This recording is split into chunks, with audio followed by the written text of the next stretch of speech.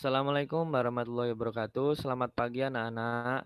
Nah, pada pelajaran PJOK pagi hari ini, Bapak akan memberikan materi P3K atau pertolongan pertama pada kecelakaan.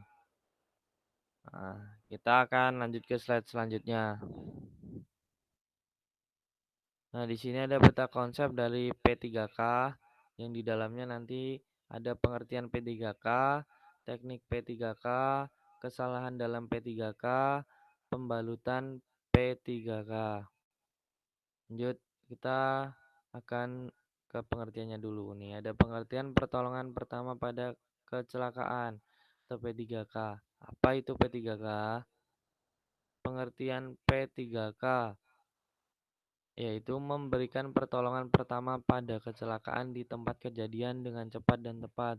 Maksudnya, eh, penanganan pertama ketika orang mengalami kecelakaan di jalan atau dimanapun itu,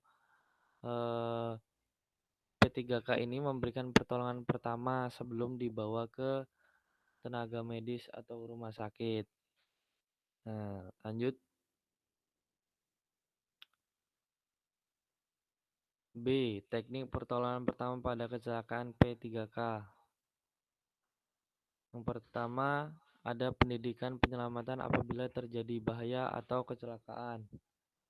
Yang kedua, prinsip dan peraturan penyelamatan. Yang ketiga, pertolongan pertama pada kecelakaan P3K terhadap jenis luka ringan. Nah, lanjut. Kita akan ke pendidikan penyelamatan apabila terjadi bahaya atau kecelakaan dulu. Yang nomor satu tadi. Ini ada empat empat pendidikan penyelamatan. Jadi ada A, B, C, dan D. A menyelamatkan jiwa korban. Jadi seorang yang menjadi korban di mana dan kapan saja, eh, tindakan yang pertama adalah menyelamatkan jiwa korban. Jiwa korban menjadi hal yang penting untuk ditolong atau diselamatkan. Jadi yang pertama kali kita selamatkan adalah jiwa korban terlebih dahulu. Yang B, mencegah terjadinya cedera yang parah. Jadi P3K ini tujuannya eh, mencegah terjadinya cedera semakin parah. Jadi itu eh, adanya penanganan pertama itu ya karena untuk menghindari terjadinya cedera yang makin parah. Yang C, mencegah atau mengurangi rasa sakit. Korban kecelakaan biasanya merasakan rasa sakit, sehingga dengan adanya penyelamatan si korban eh, berkurang rasa sakitnya. Terus yang D, menghilangkan rasa ketakutan. Perasaan takut terhadap korban selalu menyelimuti. Misal luka tambah parah atau kehilangan anggota badan dan lain-lain.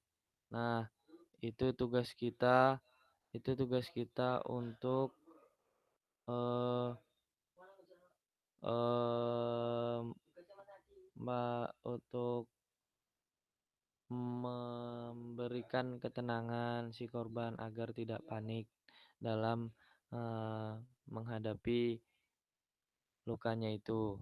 Lanjut,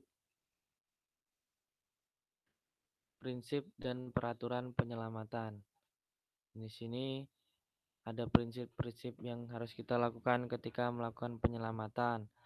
Nah, yang ini ada yang A, sikap tenang, tidak panik. Jadi, kita tidak boleh panik ketika menolong orang karena apa? Ketika kita panik, nanti malah terjadi eh, kecelakaan yang fatal jika kita menolongnya tidak tenang.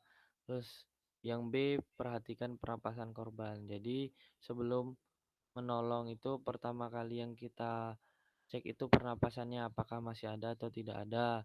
Setelah itu baru kita lakukan penanganan pertama. Yang C itu hentikan pendarahan. Nah, ketika melihat darah korban itu bercucuran, maka yang kita lakukan adalah membalutnya dengan perban, dengan teknik-teknik pembalutan yang sudah ditentukan pada bagian-bagian organ tertentu. Yang D, mengamankan korban. Mengamankan korban ini ketika kita melihat orang yang kecelakaan di dalam mobil. Nah, yang kita lakukan adalah mengamankan korban itu dari dalam mobil, jadi mengeluarkan korban itu. Yang E, lakukan penyelamatan di tempat. Penyelamatan di tempat itu maksudnya kita harus menyelamatkan korban itu di situ. Maksudnya di tempat kejadian itu dengan cepat dan tepat karena ini P3K ini pertolongan pertama sebelum dibawa ke rumah sakit atau tenaga medis. Nah, lanjut. Yang ketiga, pertolongan pertama pada kecelakaan atau P3K terhadap jenis luka ringan. Yang kita harus eh, yang kita harus lakukan ketika mendapati korban luka ringan, eh, yang pertama itu menghentikan pendarahannya dulu. Jadi menghentikan pendarahan tuh bisa diperban bisa, terus dibersihkan lukanya bisa, diangkat, diangkat lukanya ke tempat yang lebih tinggi bisa. Jadi kita menghentikan pendarahannya terlebih dahulu sebelum melakukan hal yang lain. Ditinggikan bagian yang luka tadi yang saya bilang. Caranya itu ketika menghentikan pendarahan, eh, organ badan yang sedang terluka itu ditinggikan agar tujuannya darah itu tidak mengalir keluar terus. Lalu luka dibersihkan dengan air, tujuannya agar tidak terkena infeksi yang dialami oleh korban. Yang D, diberi bubuk sulfanalide. Ya, ini diberi bubuk tujuannya agar luka itu cepat kering atau darah itu cepat untuk berhenti mengalir. Yang E, luka ditutup dengan kain kasa steril. Nah, tujuannya itu agar yang pertama itu mm, melindungi luka itu dari debu atau kotoran-kotoran agar cepat kering dan juga menghentikan pendarahan. Yang F, segera dibawa ke dokter apabila luka lebar dalam kecelakaan.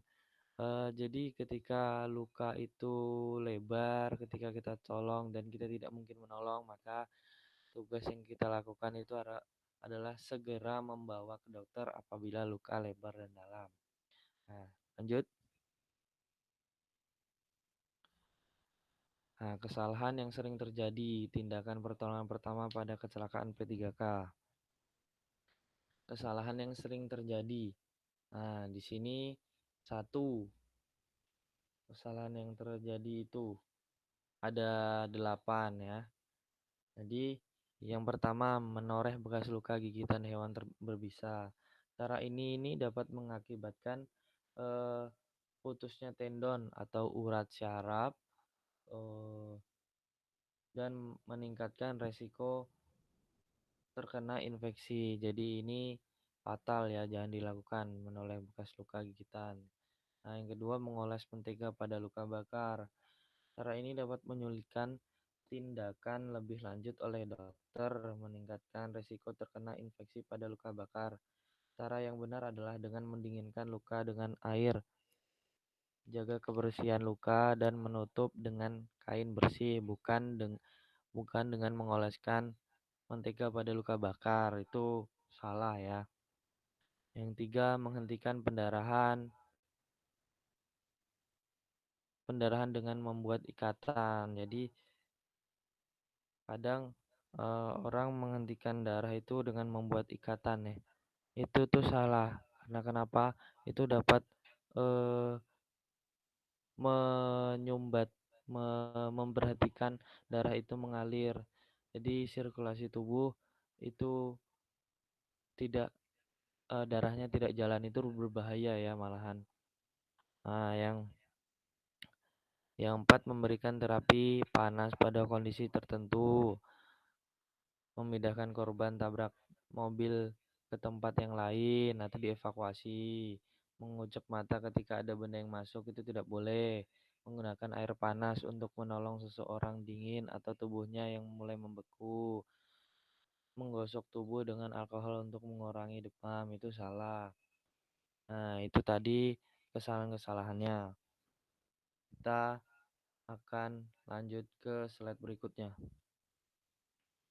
Nah, di sini ada pembalutan dalam pertolongan pertama pada kecelakaan. Ini ada pembalutan dalam pertolongan pertama pada kecelakaan yang sub D. Yang pertama ter menutup luka agar terkena cahaya debu. Itu maksudnya apa ya? Eh itu menghindari agar tidak terkena cahaya dan kotoran dan debu. Caranya itu melakukan tekanan. Terus yang kedua mengurangi pencegahan pembekakan, meningkatkan bidai. Nah, terus ada macam pembalut P3K.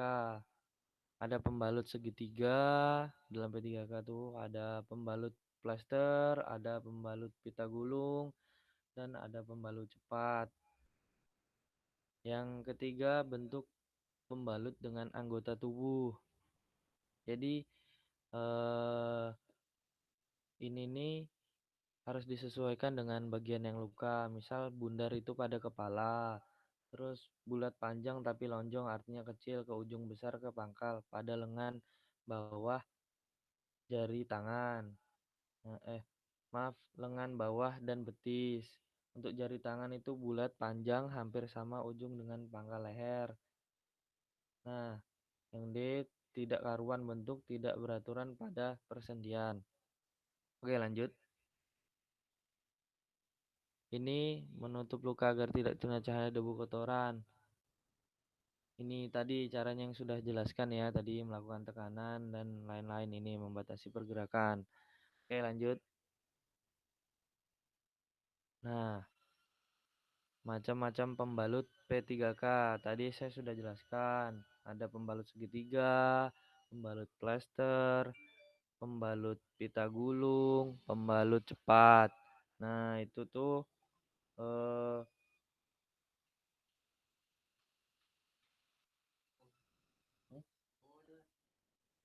nggak ada notifikasi di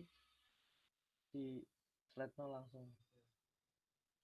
Nah, selanjutnya yang kedua ada macam-macam pembalut P3K. Ini ada pembalut segitiga atau mitela, ada pembalut plester, ada pembalut pita gulung, ada pembalut cepat. Masing-masing ada penjelasannya. Nah, yang tadi sudah saya jelaskan. Oke, lanjut. Nah, bentuk pembalut dalam anggota tubuh tadi yang saya sudah jelaskan juga ada bundar pada kepala, bulat panjang tapi lonjong. Itu sudah ditentukan ke bagian-bagian yang luka. Yang bagian yang terkena luka itu sudah saya jelaskan tadi di mana saja dan bagaimana saja bentuk pembalut dalam anggota tubuh. Oke, sekian presentasi Bapak pada pagi hari ini. Kurang lebihnya mohon maaf.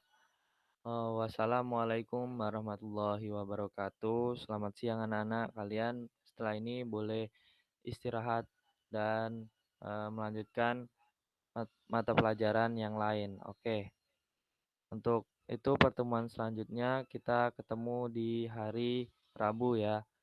Oke, anak-anak. Sekian dulu materi dari Bapak. Wassalamualaikum warahmatullahi wabarakatuh. Selamat pagi.